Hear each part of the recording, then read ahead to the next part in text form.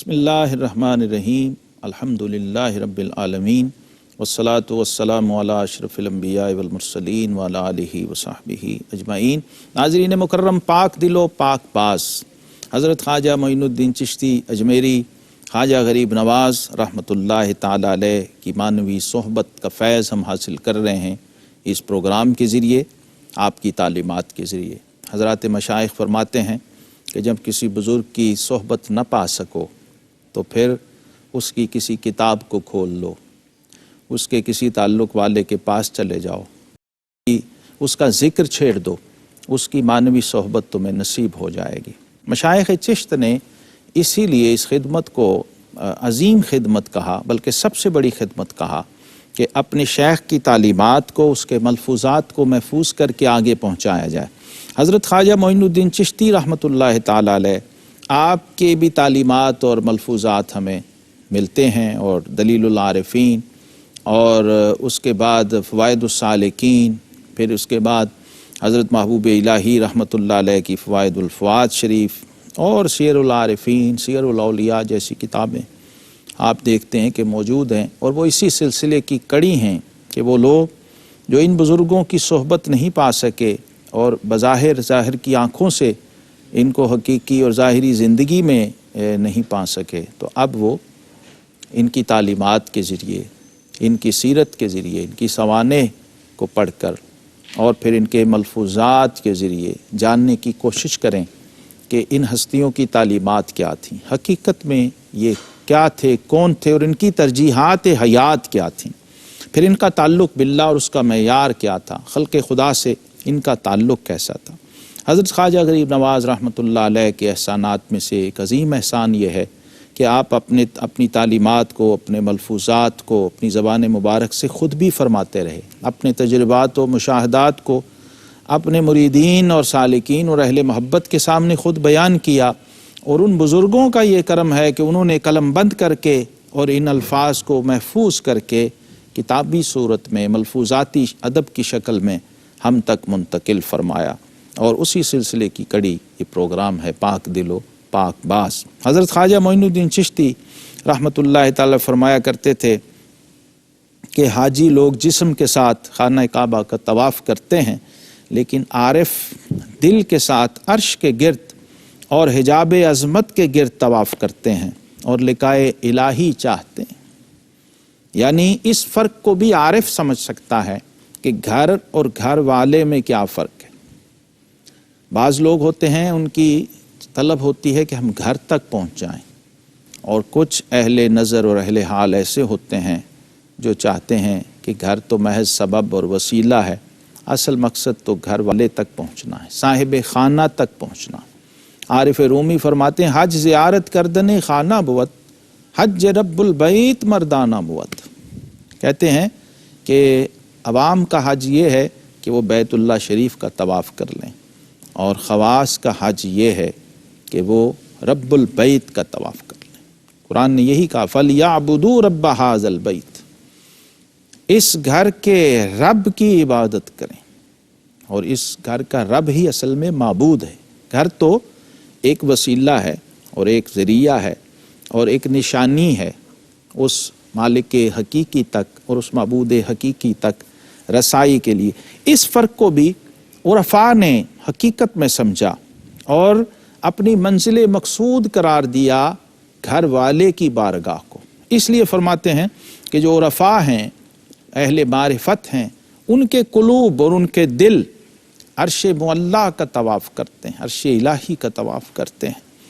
اور بارگاہ الہی تک پہنچنے کے لیے جو اسماء و صفات اور تجلیات کے حجابات ہیں اس کو طے کرتے چلے جاتے ہیں،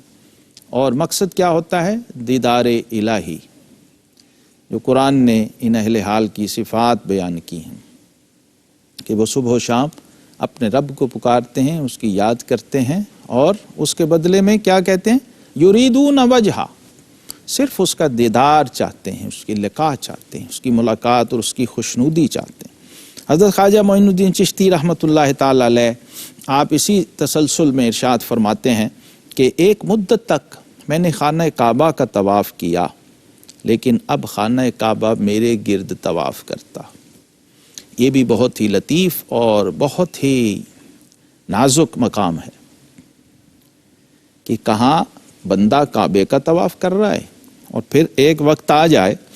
کہ وہ بندہ اپنے رب کا ایسا مقرب ہو جائے اور قرب الہی اس درجے کا اس کو حاصل ہو جائے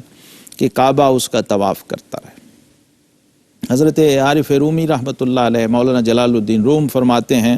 کہ دل بدست آور کہ حج اکبر است، از ہزاراں کعبہ یک دل بہتر است۔ فرماتے ہیں یہ دل جو ہے اس تک رسائی حاصل کرو، اس لیے کہ ہزاروں کعبوں سے یہ ایک دل بہتر ہے۔ اور وجہ اس کی کیا ہے کہ کعبہ بنیاد خلیل آذر است، دل گزرگاہ جلیل اکبر است۔ کعبہ جو ہے یہ ایک پتھر اور اینٹ کی عمارت ہے جو اللہ کے ایک بندے کی تعمیر کردہ ہے، اور جو مومن کا دل ہے یہ خود خالق کعبہ کی گزرگاہ ہے، خود رب کعبہ کی گزرگاہ ہے۔ یہ وہ فرق ہے جس کو حضرات صوفیاء نے سمجھا ہے۔ حضرت ابراہیم ابن ادھم رحمۃ اللہ تعالی علیہ مجھے یاد آئے، آپ جب بلخ سے نکلے سلطنت کو، بادشاہی کو چھوڑ کر، اور ہر قدم پہ 2 رکعت نفل ادا کرتے ہوئے، سجدے کرتے ہوئے پا پیادہ بیت اللہ شریف پہنچے تو خانہ کعبہ کو اپنی جگہ پہ نہ پایا تو بہت گڑ گڑائے، روئے اور دعا کی بارگاہ الہی میں کہ مولا کریم میں تیری بارگاہ میں حاضری کے لیے آیا تھا لیکن تیرا گھر خانہ کعبہ ہی موجود نہیں، نظر نہیں آ رہا۔ تو آواز آئی کہ ابراہیم ابن ادھم، کعبہ ہماری ایک اور بندی، ہماری ایک اور ولیہ یہاں آئی ہوئی ہے، اس کے استقبال کو گیا۔ تو فرماتے ہیں میں تلاش میں نکلا اور ایک جگہ پہ دیکھا کہ اللہ کی ایک نیک بندی بیٹھی ہے اور کعبہ اس کا طواف کر رہا۔ تو فرماتے ہیں میں بہت حیران ہوا اور پوچھا کہ اے بی بی تو اس مقام تک کیسے پہنچی کہ خود بیت اللہ تیرے تجسس میں ہے، ساری دنیا کعبہ کی تلاش میں ہے اور کعبہ تیرے استقبال کو آیا ہے۔ تو بصرہ سے آنے والی اس فنا فی اللہ کے مرتبے کی ولیہ حضرت رابعہ بصریہ رحمۃ اللہ علیہ نے فرمایا کہ ابراہیم جب تو گھر سے نکلا تھا تو تیرا مقصد کعبہ تھا، اور جب میں گھر سے نکلی تو میرا مقصد رب کعبہ تھا۔ تو جو تیرے والا ارادہ لے کے آتا ہے اس کے ساتھ یہ معاملہ ہوتا ہے، اور جو میرے جیسی نیت و ارادہ لے کے آتا ہے، جو اپنا مقصود گھر والے کو بناتا ہے تو گھر اس کے تجسس میں لگ جاتا۔ تو حضرات صوفیہ کرام نے بھی اس پر بہت بلند کلام فرمایا، اور نبی رحمت صلی اللہ علیہ وسلم کے ارشادات سے بھی یہ بات ہمیں ملتی ہے کہ آقا کریم علیہ السلام نے خود بیت اللہ شریف سے خطاب کر کے فرمایا تھا کہ اے کعبہ تیری بڑی شان ہے اور بڑی حرمت ہے، لیکن میرے ایک مومن امتی کی شان اور حرمت بارگاہ الہی میں تجھ سے بھی زیادہ ہے۔ تو گویا